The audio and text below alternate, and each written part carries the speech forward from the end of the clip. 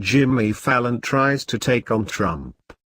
For the first time since he took a late-night hosting job in 2009, Jimmy Fallon seems on rocky ground. His Tonight Show, which has led in the ratings almost every week since he took it over, is suddenly falling behind Stephen Colbert's Late Show. Fallon's brand of celebrity and pop culture-focused comedy, which leans on jubilantly silly games and sketches, suddenly seems out of step with a moment dominated by political news. Worst of all, his YouTube views, a bedrock of his popularity with younger audiences who don't tune into broadcast TV, are lagging behind rivals like Colbert and Trevor Noah, though he still has a significant subscriber edge.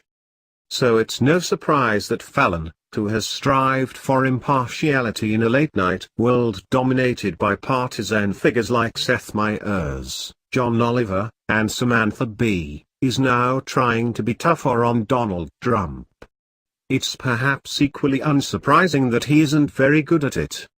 Thursday night, after the president's much-discussed 77-minute press conference, practically every late-night host leapt on the opportunity to satirize it, but only Fallon went for a full impression, donning his Trump wig and bronzer for a 3-minute cold open. It hit a lot of the major touchstones for any Trump impression. First of all, "You're all fake news," Fallon groused as he took the podium, later reserving some praise for Fox News, or, as he dubbed it, Faux News. He took a sip of water with a tiny puppet arm. He joked that he had made so much progress, "I've managed to make the last 4 weeks feel like 4 years." He shook a magic 8-ball that prompted him to yell catchphrases like "Big League."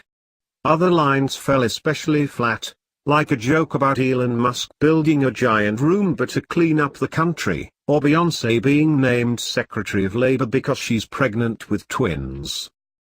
It felt like a solid reminder of why Fallon has largely avoided political humor at The Tonight Show. It's never been his forte.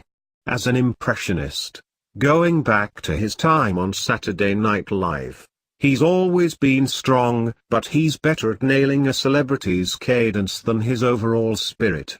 While Alec Baldwin's Trump impression has always felt genuinely loaded with nastiness, Fallon just works to get the president's voice right and then delivers a performance that otherwise feels empty.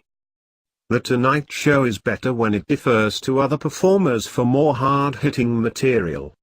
The blisteringly funny New York stand-up comic Joe Firestone, whom the show hired as a writer in December, has done several segments as the new Secretary of Education Betsy DeVos, skewering the perceived incoherence of her confirmation hearings. "I'm Betsy DeVos," she starts one appearance, mispronouncing her own name, and ignoring Fallon's attempts to correct her, "and I'm excited to be your new Secretary of Education boss." She later proposes a switch to a pamphlet-based education system. But still, the show's efforts feel half-hearted and almost unnecessary given the amount of political humor already thrown at viewers every night by Fallon's competitors. On Late Night with Seth Meyers, which airs directly after The Tonight Show, Meyers launched into a 10-minute breakdown of the press conference, which had finished just 3 hours before his show taped. As the host ruefully noted, his prepared closer look segment for that night on the efforts to repeal Obamacare had to be junked because of the news impact of Trump's remarks. Late Night has become so practiced at digging into current events that the segment nonetheless felt as seamless as Fallon's felt very tossed off. Meyers also got more than 1 million YouTube views within 12 hours, to Fallon's 280,000. No doubt, The Tonight Show is in a tough position.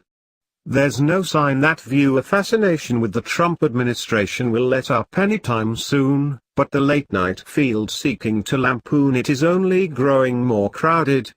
Fallon's ratings have dipped below Colbert's, but he does maintain a narrow edge with the 1849-year-old demo prized by advertisers. toward whom his pop culture-focused material has always been tightly aimed.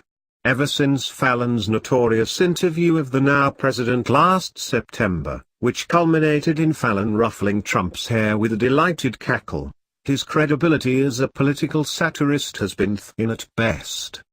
Fallon may be best served by sticking to his strengths, and concentrating on the lighter side of the news.